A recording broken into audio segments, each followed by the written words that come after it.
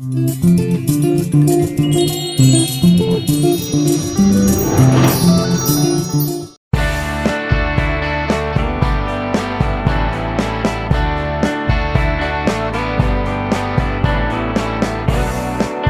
نشوف الناس قالت ايه على مباراة مصر ونيجيريا على الحضور الجماهيري ورأيهم ايه في شكل الجمهور وازاي نرجع الجماهير مرة ثانية. عدم وجود جمهور في الملعب كأن مثلا زي فرح بدون معازيم. عودة الجماهير دي حاجة أساسية، لأن رقم واحد في مصر في الرياضة هي والجماهير. أتمنى من ربنا سبحانه وتعالى والمسؤولين إن الجماهير تعود تاني لأرض الملعب، بس بالالتزام والقوانين. الكورة من غير جمهور ما تبقاش كورة. أساسي. ناس قاعدة باحترام، بتشجع المنتخب باحترام بأدب، حاجة حضارية، حاجة جميلة. ولكن برضو كان في ليزر وبتاع مش عارف، في بلدهم هناك ما كانش في شمروخ. ما عندهمش ليزر اصلا يعني.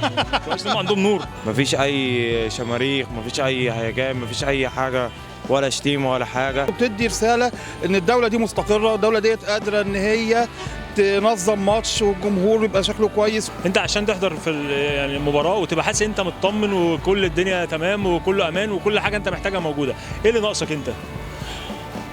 الواجب علينا كاتحاد كوره ان احنا نبص للموضوع ده. اتحاد الكوره اتحل. وانا مثلا اجيب مثلا تذكره المباراه تبقى واخد اسمي وعنواني ورقم تليفوني وقاعد معزز مكرم. احنا معانا بطاقتك، روح انت النادي هتخش على طول، معاك التذكره هتخش على طول. هي هتبقى فكره والله جميله، كل واحد يصور بطاقته، ما هي مش هتبتدي الا بكده. انا الفكره دي بناشد بيها يعني وزير الرياضه. احنا بقى عايزين من وزير الشباب والرياضه بقى يعمل يعني في تصور، ويعمل قانون شاغب الملاعب.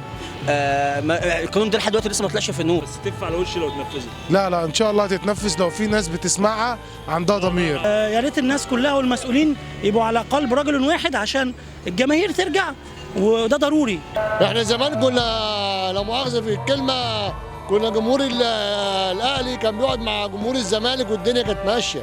ليه لا مؤاخذه؟ احنا عايزين نطلب لا مؤاخذه من الامن ان هو يرجع الكوره بالجمهور، الكوره من غير جمهور بس مش حاجه. انت دلوقتي بتقول لي دلوقتي انت مش زي رافض تامن ماتشات في الدوري، في نفس الوقت انت بتامن حفلات، في نفس الوقت انت بتامن ماتشات للمنتخب وبتدخل اعداد. معلش احنا بنامن حفله بتاعت فنان ومش قادرين نحمل.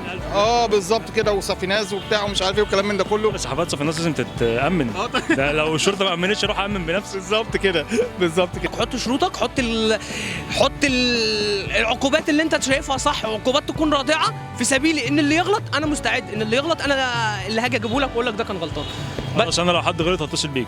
تمام، مفيش اي مشكله. تمام، احنا ممكن نعمل نفتح صفحه جديده، تبقى صفحه بين البلد وبين الالتراس. الالتراس استوعبوا الدرس كويس جدا في الفتره اللي فاتت، واظن ان هم ما يدخلوا اي ماتش مش هيعملوا مشاكل. ما يبقاش في شغب، ما يخشوش بالشماريخ والحاجات دي كلها.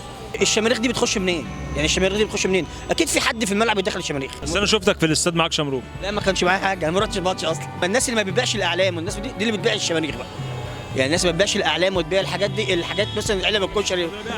ابيع شماريخ، في جمهور بيخش ياكل لب وزداني لمجرد ان هو رايح يخرج يتفسح وبيب المنتخب رايح والمنتخب جاي. في قله ممكن تكون من الجمهور ممكن تكون مش كويسه او حابه ان هي تعمل حاجه دي، بس الاغلبيه اكيد حابب يتفرج على الماتش. عندهم تعطش ان هم يحضروا المباريات كره القدم، ويا ريت ان احنا نتمنى ان هم يرجعوا تاني عوده الجماهير للملاعب تاني. يا جماعه الجمهور لازم يرجع، اقسم بالله الكوره من غير جمهور ملهاش اي 30 لازمه.